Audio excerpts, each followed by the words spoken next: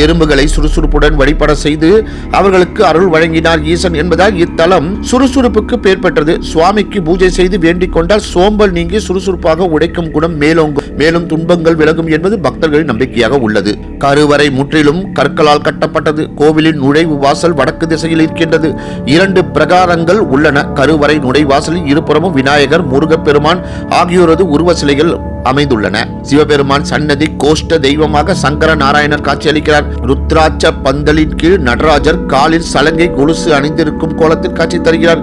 இங்கே சிவபெருமான் சுயம்பு மூர்த்தியாக உள்ளார். லிங்கத்தின் இடப்புறம் சற்றே சாய்ந்திருக்க மத்தியில் ஒரு பிளவும் இருக்கின்றது. இது 2 லிங்கங்கள் இணைந்திருப்பது போன்ற தோற்றத்தை அளிக்கும். வலப்புற பகுதி சிவபெருமானின் அம்சம் என்றும் இடப்புற பகுதி அம்பாளின் அம்சம் என்றும் கூறப்படுகின்றது.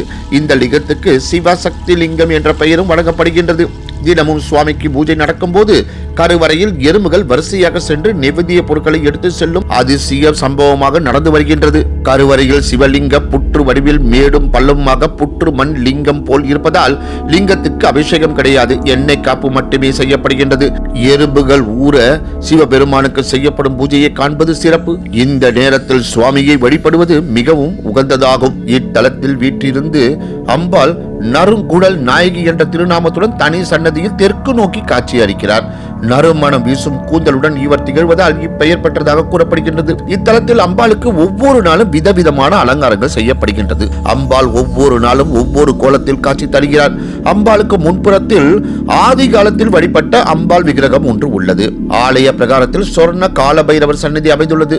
உக்கிரமாக இருக்கும் இவர் சன்னதிக்கு நேராக கஜலட்சுமி வீட்டிற்கு அருள்பாலிக்கிறார். இவர்கள் இருவரையும் ஒரே நேரத்தில் வேண்டிக் கொண்டால் பயம் நீங்கும், ஐஸ்வர்யம் பெருகும் என்பது நம்பிக்கை.